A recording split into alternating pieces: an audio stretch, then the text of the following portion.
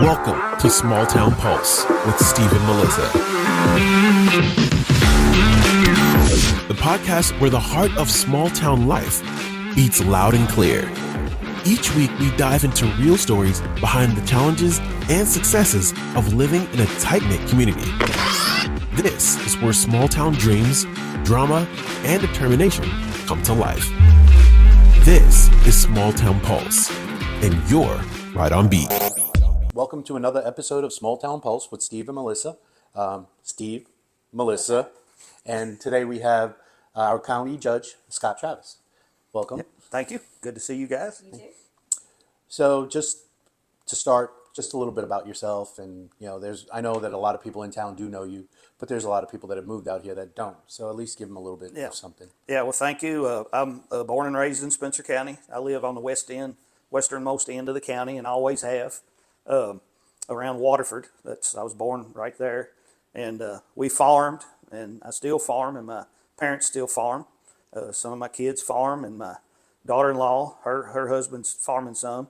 So we have that in our background, but most of all, my community that I grew up in, I ran for judge to try to make the community you live in a little better. I have seen all the changes that have taken place. I remember when the lake was built. I remember when the county was dry.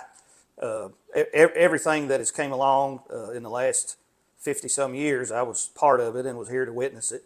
And I saw the changes, good and bad. And I'll say mostly all good. We have grown from 1990 until now from 5,000 or 6,000 to over 20,000. Growth has its challenges, but it has its rewards. And I like to focus on the rewards and try to make them better and maximize them for the benefit of us all. How long have you been our county judge executive?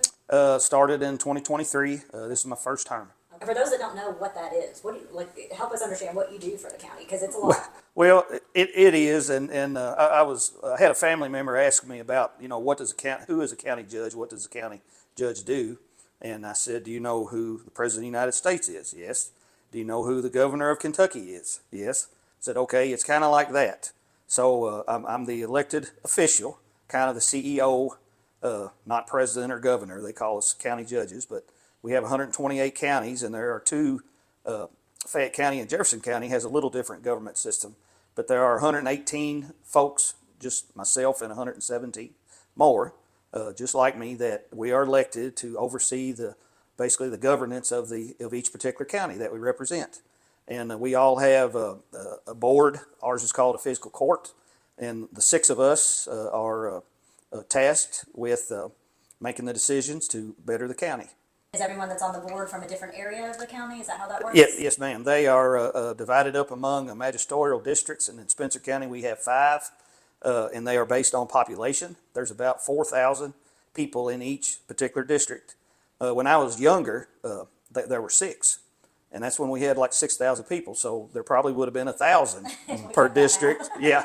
Pretty easy math. And but now we have about 4,000, and we just did redistricting about a year ago. We should have done it in 2020, but COVID messed the census count up, so we just did it a couple years ago. But nonetheless, our county has grown, and you had to make some changes to move the line within the county so that each. You had to be within, I think, 5% of the other. So we had to do a little bit of changing around. Of course, Elk Creek area has the largest population versus square miles. And where I live in the western end of the county, everything below the lake is probably the largest in size. But again, next would be the Mount Eden, Little Mount area. Between those two districts, we have probably 2/3 of the area of the county.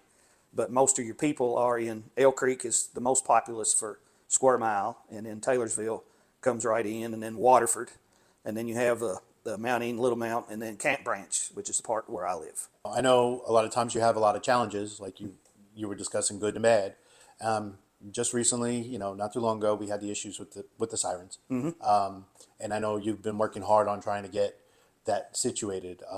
I've heard some things, I've read some things, but if you'd like to explain a little bit more on that. Yeah. Basically, what all that came down to, and this goes back many years.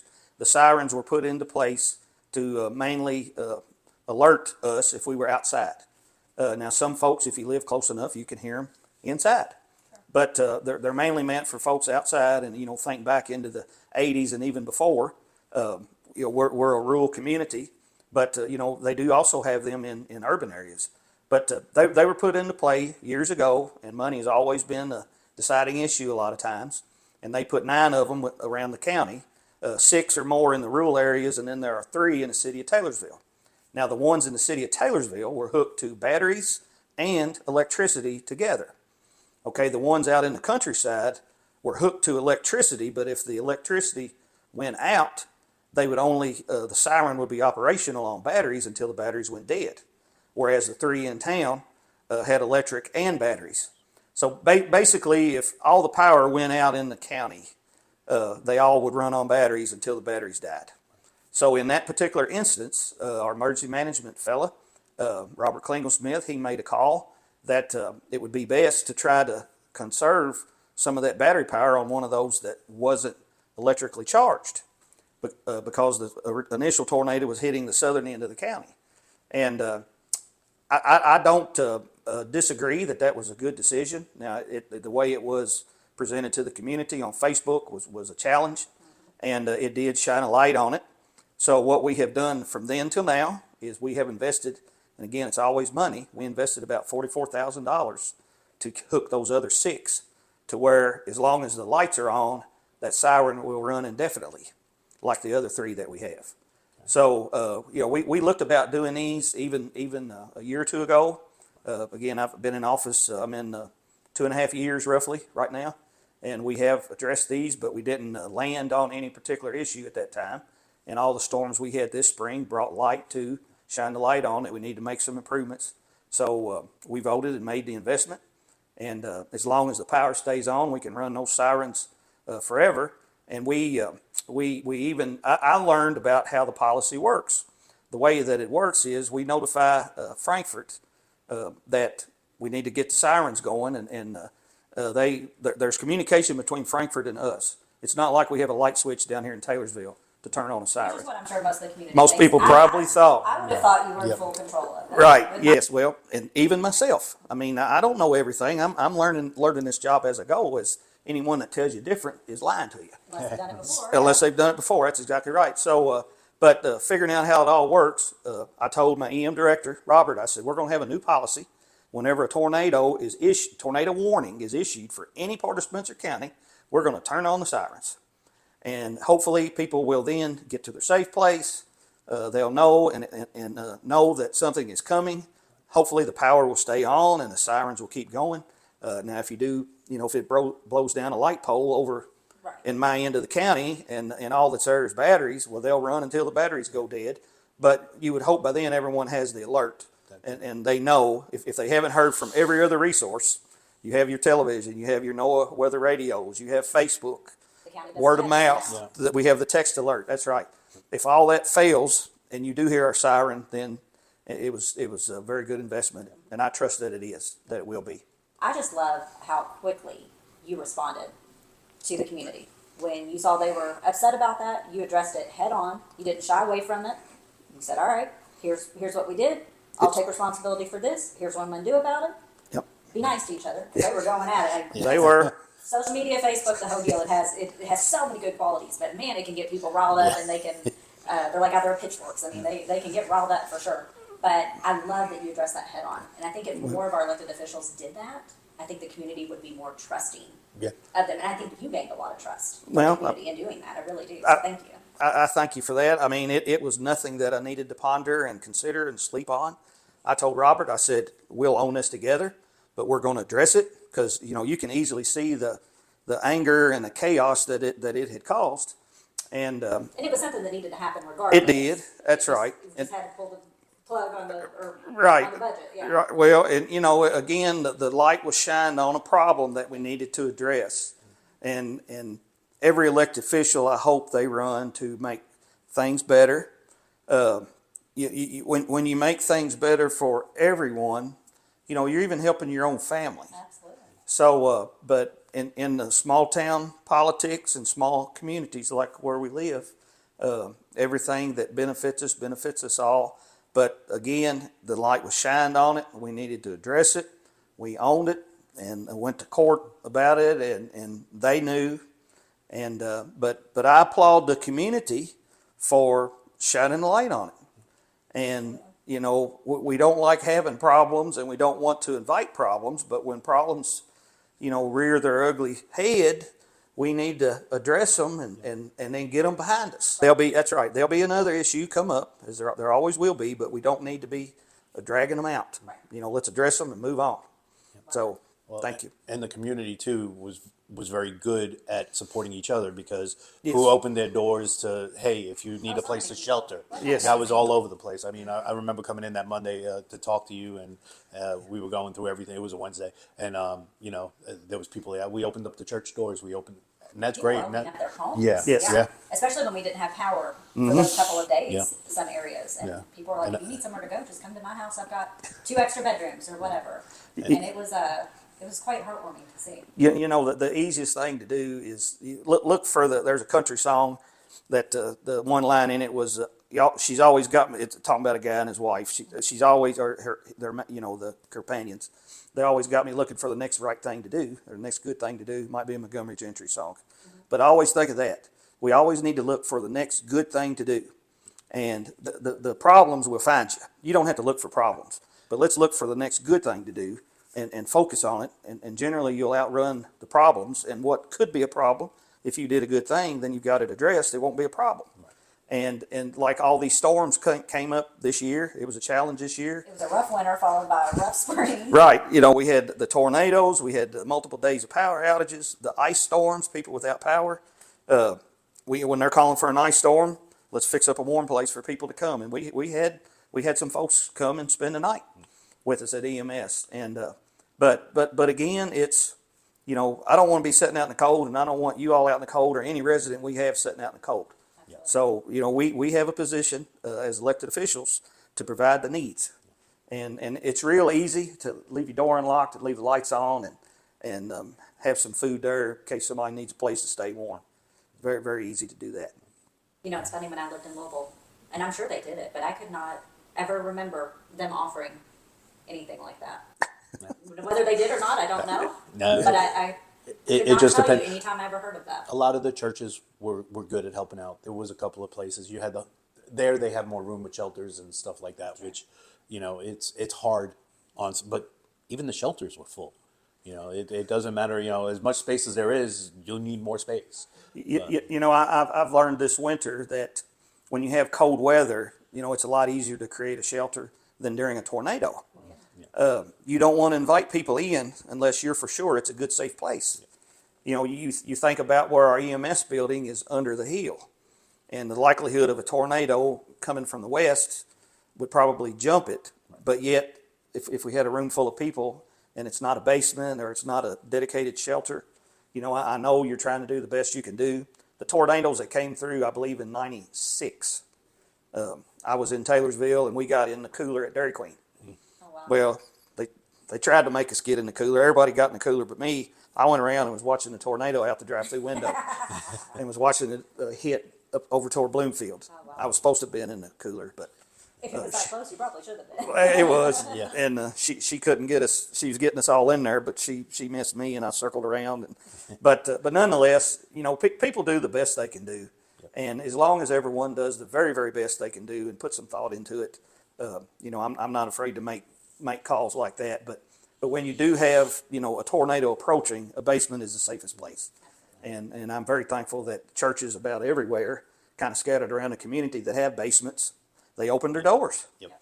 And, you know, some on Facebook, well, what time they opened? And I thought you would have been open, or they was open, you know, wasn't open. Yeah. You know, just, it all works out. Yeah. And people, you know, we all need to The have, government can't make them do that. That's something they're just volunteering. That's right. to do. Out of the I think a lot of goodness- people don't realize that too. yeah, out of the goodness of their heart, you know, things were done. And again, it was the right thing to do. If you look for the right thing to do, typically things will work out. Let's talk about a little bit about economic development. You know, I know the county's growing. There's a lot of things going on. Census is, we should be growing like double in about 10 years. 20 Into the years. future. Yeah. Yeah, they're predicting that we'd be 40,000. Yeah. You know, soon. And we have a lot of small business coming in and out of the county. What are we doing to help promote them or help them find a footing in the county? Well, forever we have been mostly a bedroom community, and we have gotten by until now as a bedroom community. The valuation of our property has went up and up and up, and at fiscal court, and I'm planning to again, property taxes, we're going to take the lower rate, the compensating rate, because in all reality, that doesn't generate a tremendous amount of money. The property tax, that's not our biggest source of revenue. But when we look at economic development, I want it to be welcome here. I did a speech at something in 2023, might have been, I forget, it was over at Driscoll's. And I told them that if you want to elect a guy that's not for growth and not for advancement and things in our community, that I'm the wrong guy. And I'll still say that even here today, even though there's an election coming up, I'll say it again. But the reason that I'm for it and promote it is that it gives more opportunities for folks that are here. It'll have jobs for folks that are here. And I've told many people this over the years. At Christmas time, I lost my brother this year. I only have one brother and one sister, and I lost my brother. But at Christmas time, when I'm at home with my parents, I still have my parents. But they married in '63, and all of us in the picture, there's 16, 18 people in that picture. So where's all these 16, 18 people going to live now? I have 3 children. My wife and I have 3 children. I want my children to live around me. So they got to have a place to live. They got to have a place to shop, a place to go to the doctor to do stuff, and a place to work possibly. Now, we are so fortunate where we live. I mean, there ain't a better place in the whole state of Kentucky to live, in my opinion, than right here. Everywhere. We got everything. You can get anything you want in 30 minutes. Yep. Now, 15 minutes would be better, but we can tolerate 30 minutes. Yep. But, I want to have opportunities here. I want to grow our health care. I hate driving to Louisville to see a specialist or going to Shelbyville, even though Shelbyville's right there. Yep. So we have opportunities coming up to where there will be a specialist in Taylorsville every week, twice a month, once a month, whatever, to where that, I'm thinking about my parents are nearly 80 and thinking about myself, I'm nearly 60. I don't want to be driving somewhere. I want to take care of my needs here locally at home. So we need to grow of course, our school system is good. I would like to have some higher education possibly come to this county. We need to grow our medical, this county. We have a good nursing home. And if that worked, and then another one just opened, assisted living center. I'd like to have more of that in this county because I would like our younger generation to have a place to start their family, but then I want to continue to care for our older generation, and we can do all that right here. Now, people will be against a giant factory with a big smokestack, and who wouldn't be? Nobody wants that right next door. Right. So, but hopefully the growth in this county will be small scale, not large scale. In fact, fiscal court, we adopted distillery regulations, and we're starting on a smaller scale. The gigantic international companies, right now, we didn't necessarily approve that. But I'm not saying don't come. What I'm saying is, if you want to start small, you can come to planning and zoning and buy you a permit and get going. We made it that simple in the county. And if somebody big wanted to come, we want to talk to you. We want to talk to you, but we want to make it fit. Right. And I think the owners of the big international companies would appreciate that. Because, the more support you have and buy-in you have in a community, naturally everybody's going to be better off. Yep. Kind of like over in Oldham County. That project is supposed to be worth $6 billion, that information storage place that they're talking about building. $6 billion business. Yep. Spencer County's total valuations are $2 billion, right at $2 billion. So I wouldn't have guessed it was that high.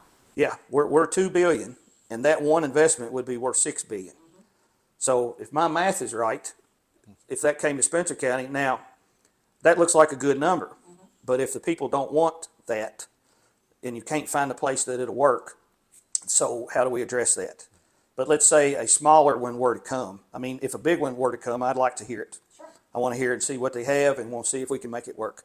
But I know when you have larger scale, it's the cost per widget is cheaper. Yeah. Whereas if you're on the smaller scale, the cost is a little higher, but maybe it ain't so high that it won't work.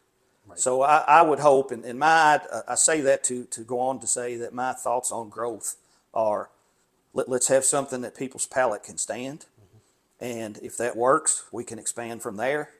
But I do want to hear, anyone wants to come to town, I want to hear them. We want to talk to you. Because as more investment comes, all those kids in the Christmas picture can have a job. We need to have housing for them. We can improve school, even though our schools are great, better schools, better roads. That's right. Yep. Everything everybody really wants. Yes. We can have more of and better of. That's with exactly. more tax revenue. And I think that's the part people forget, because when they hear growth, all they hear is, oh, the Walmart Supercenter is going to come in here and ruin traffic. Yep. Or, some big factory, a Ford is going to come in here. I hope Ford does come in here. That would be amazing for this community. Yes. For the jobs it would bring, the high-paying, good-paying, livable wage jobs that would bring would be amazing. Right. If our infrastructure could tolerate it, if our Right. community could tolerate it, all that good stuff, like you mentioned. Yeah, But and those growing pains, I mean, we've always had the growing pains, but, the considerations on 155, this, our main artery coming into the county here, 17,000 cars a day, actually more than that travels that road. Yeah. And here's another big number that just gets me. We have between 8,500 and 9,000 people every day drive out of the county to work. Yep. Okay, that's like nearly half of our population are driving out of the county to work. And to me, I could not stand to have to drive to Louisville during rush hour one time. If I had to do that twice every day, it would be very much worth it to me to tolerate a little industry, to not have to drive so far in all that traffic. But here's another thing that a lot of people don't understand. The more assets that we have and the more valuation we have on our new growth, we can keep your taxes lower on what you have. So, for example, if you have a farm or you have something already established here, instead of raising your taxes to generate revenue, this growth will raise taxes to generate revenue. Right. So everyone that's here, I know from the county, and I'm speaking from the county standpoint, we can keep the taxes low, is because we're getting the extra revenue with the growth. Right. And that's how we're operating now. Our about a third of the county's budget is on 3 sources of taxes. The rest of it comes from other things that we do. And what are those sources? Payroll tax? You have the payroll, occupational tax, net profits tax. That's the largest. And then we have the insurance premium tax, and we have the property tax. Those 3 are a little less than a third of the county's total operational budget. Now, everyone is getting insurance is a tough business this year with all these storms. And your car, when you hit a deer in your car, instead of being $1,500 for a fender and a bumper and something, it's $5-6 grand for all the sensors and the backup cameras and front whatever. So the insurance companies are having a tough time, and all these storms and the reinsurance that's happening around the country. So a lot of people are getting higher insurance bills. Okay, now Spencer County, we are far lower than most counties around us. I think the county portion is 3%. Because every county in Kentucky has this. Pretty It's much. not just us. Yeah. Pretty much, yeah. And a lot of counties have 7, 8, 10%. But ours is quite low.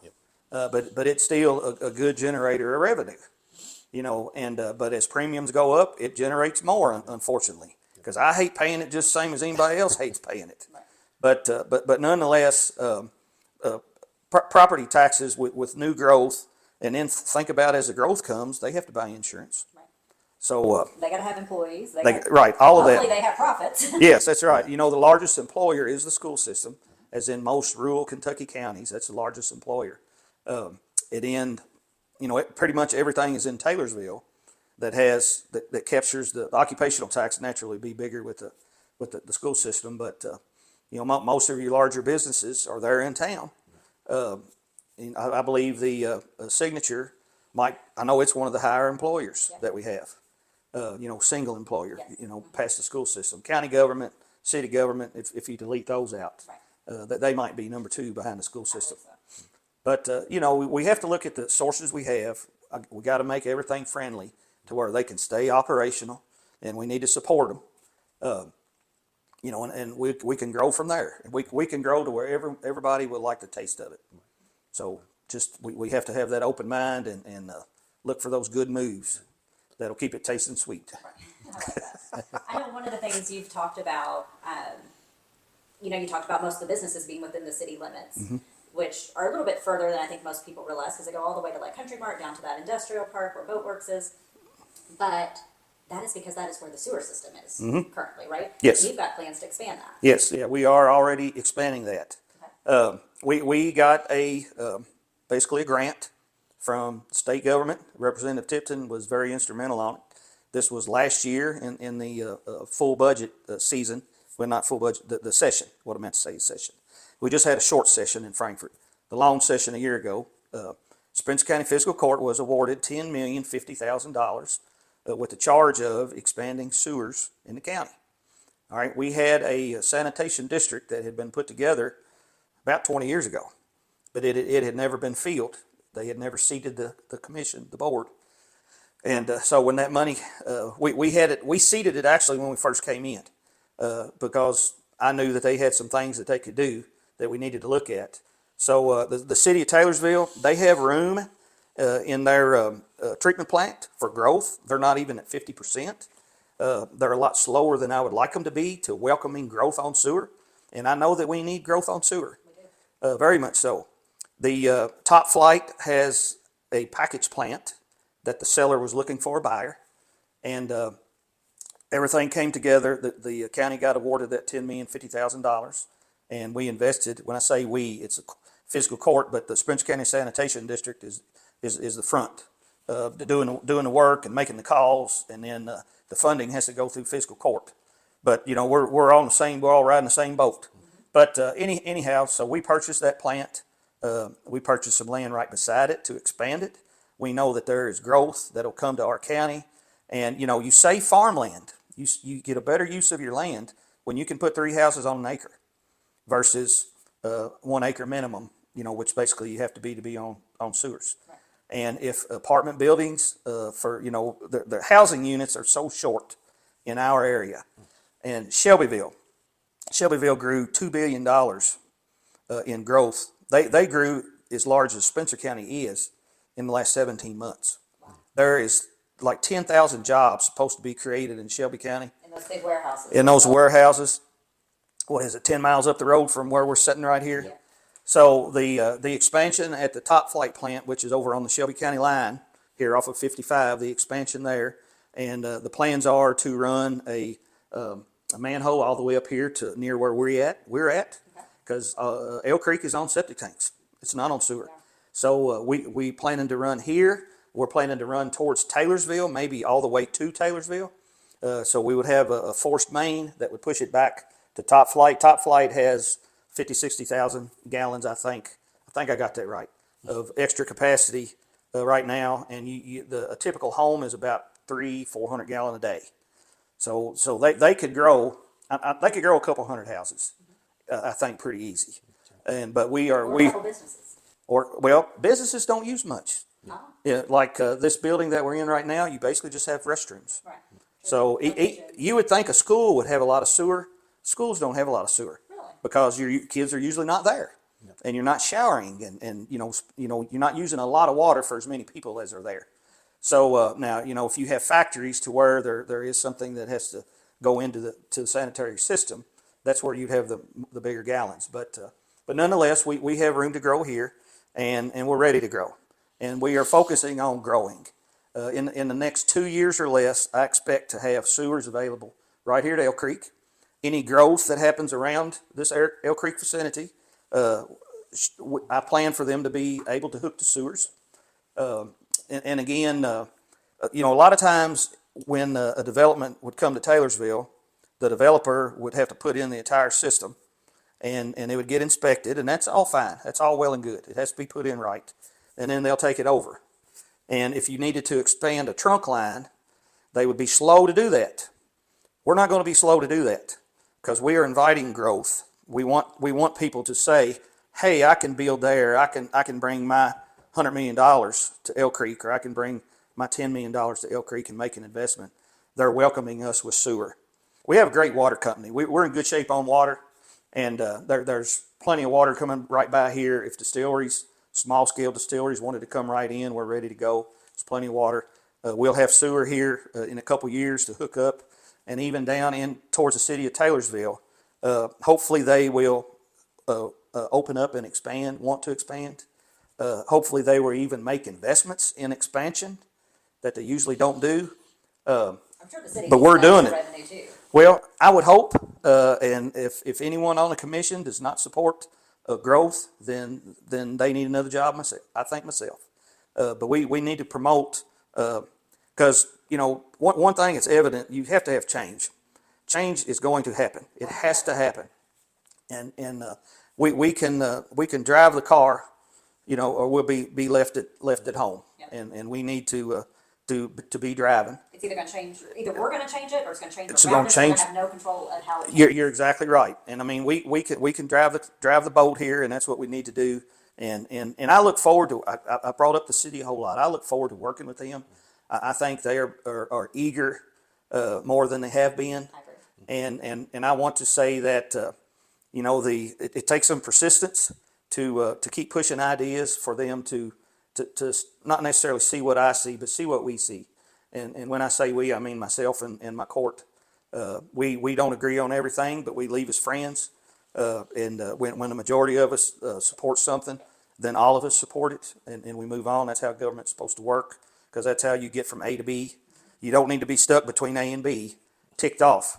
No, get to B because C needs to happen. Because we got to move on to the next. Got to thing. move on to the next thing. So, but we'll get there. I know that might be a long tangent answer to what we were talking about, but we're getting there, and I'm happy and excited about where I see us going, and where the court and I see us going, and where I hope the population approves with the way we're going.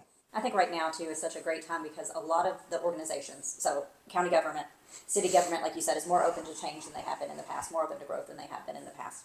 You've got the chamber pushing forward. Mm-hmm. You've got Main Street pushing forward. You've got some forward thinkers there.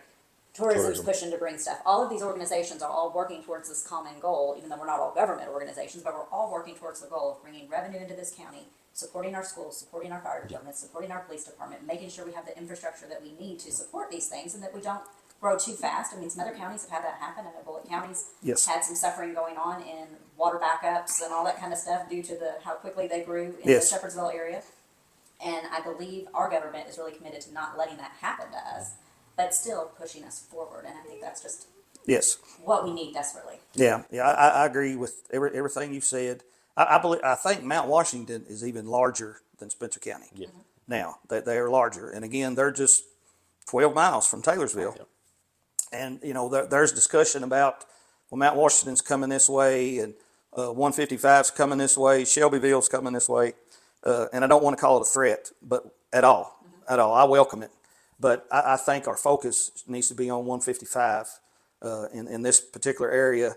And people ask me about what I think about growth coming in 44, and I'm more familiar with that area.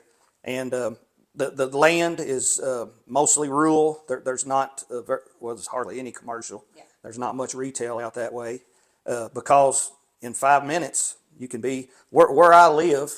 I can be in Mount Washington in 6 minutes. Right. 6 minutes.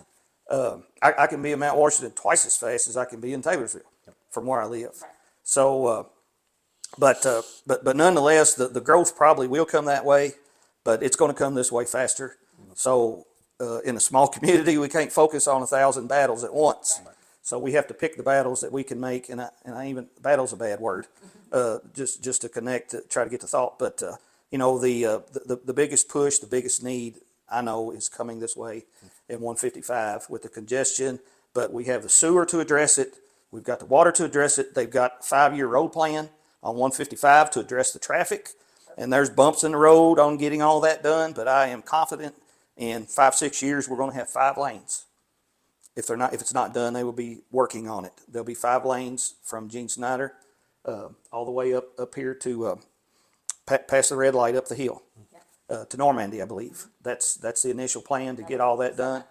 Right, and then instead of I have been driving up the road on a tractor before, and I couldn't see how much traffic was behind me. This is probably 10 years ago. I was on a little tractor. I pulled off the road and I counted like 80 cars. Right. And I know they was all probably wishing me well, Yeah. And but I did pull over. Yeah, I did pull off, and but I couldn't believe the amount of traffic, and it it was in the afternoon, but it was beyond later than now. But nonetheless, I've sat out here and done a traffic count. Well, up here by the by Hofstrasser, 5 minutes, it'd be over 100 cars. Yeah. Just any time of the day. And I just picked a random time I was going by. I thought, I'm going to sit in here and count the cars. And I mean, there's a lot of stuff happening out here. Yep. And if we get 5 lanes, some people say, well, there'll just be bigger, worser wrecks and all that. Well, it should be, of course, it'll be built the most safest way that it is to build a road, because it'll be brand new. You know, it will be safer than a road built in 1980. No doubt. They have, I believe they have 110 feet all the way through here. I know they do that down toward Taylorsville. So, and they're looking to acquire some more land, which is never a good thing if you have land and you don't want to sell. And if some folks are against the road, it's tough. But they are wanting to get a little more land to make it safer in case you do happen to run off the road, that you wouldn't, be in a deep ravine. And the more land they have that they can level it out and so forth, you would have less softer landing. That's right. Versus hitting somebody in the back or hitting a guardrail. Yep. But nonetheless, will it make anybody go any faster? I mean, we're already pretty fast out here, unless you get behind a dude on a tractor. But nonetheless, there'll be room to pass. It'll be a lot safer passing. It'll be a lot safer turning in.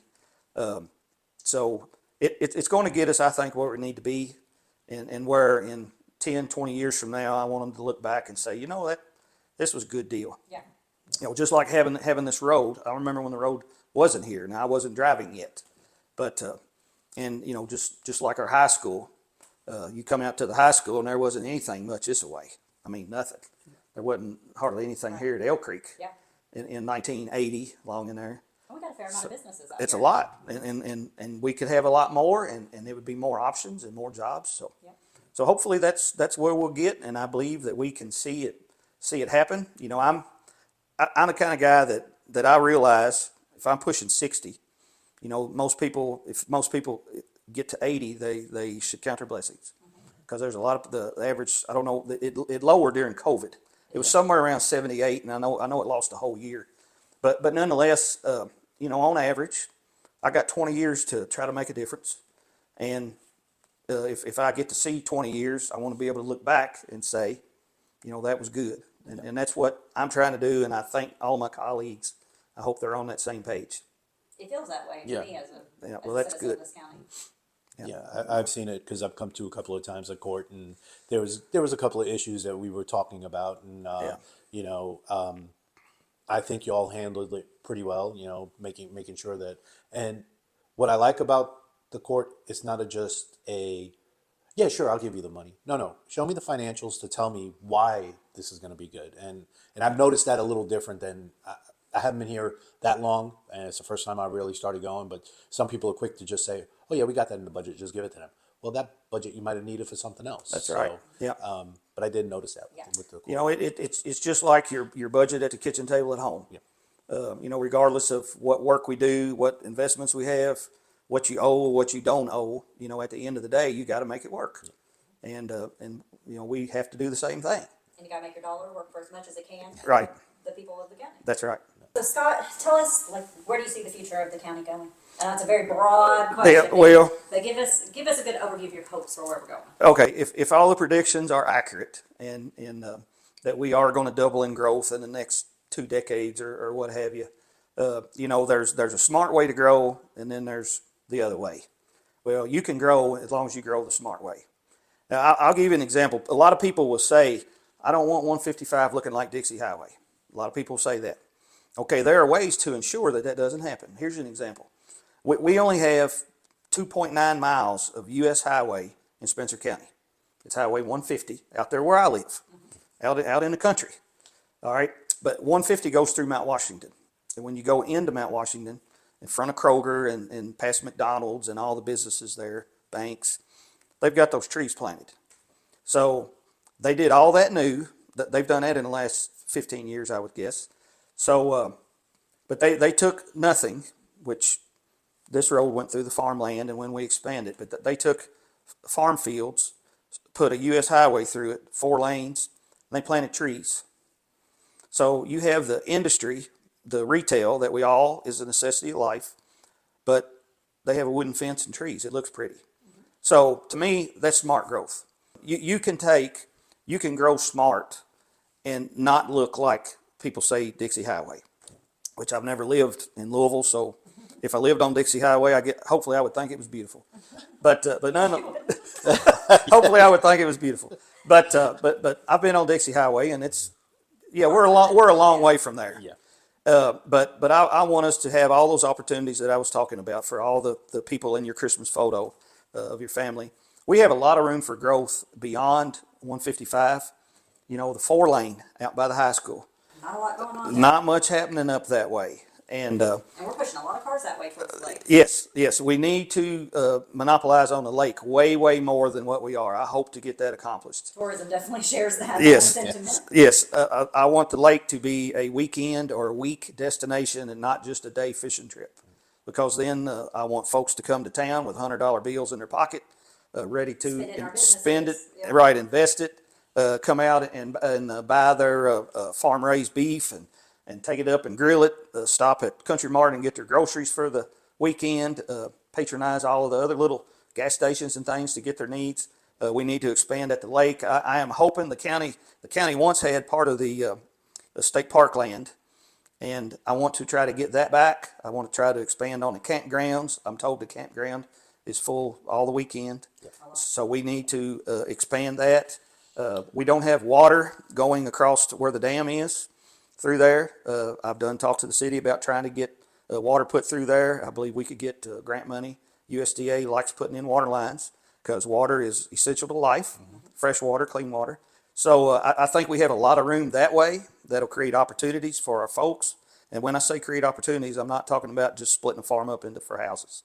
I'm talking about that and other things. But nonetheless, try to grow smart. Try to grow to where everyone can digest what we're doing and see the value in it. And I think in 20 years when we look back, hopefully we'll be able to smile and say we did that right. Last question. If the people of the county want to have their voices heard by fiscal court, how do they do that? Call us, come to a meeting, call my office, call your magistrate, email them. We are available, just like we're all three of us are sitting right here. You'll call, text me. I'll get back with you. We'll address your issues. Now, I do have a problem sometimes getting all my phone calls returned. And I apologize for that to everyone. Sorry about that. I need to work on that. I need to do better at that. So email might be the best way. Yeah, email is good, but by all means, just come with an issue. A lady came in the office today. Stop in my office. If I'm not there, leave a note. And a lady came in today and happened to catch me. Had a problem with out here on culvert on the state road. So I said, well, I know who to talk to. So on the way out here, I took some pictures. But I try to, when someone has a problem, I try to get on it right then and get it in the rearview mirror. And but we're available. We're not out of reach. That's what's good about small town politics. We're not out of reach. We are a government of the people, and of the people means we're all in this together. So that's the way I like it. Love it. We don't dress up fancy.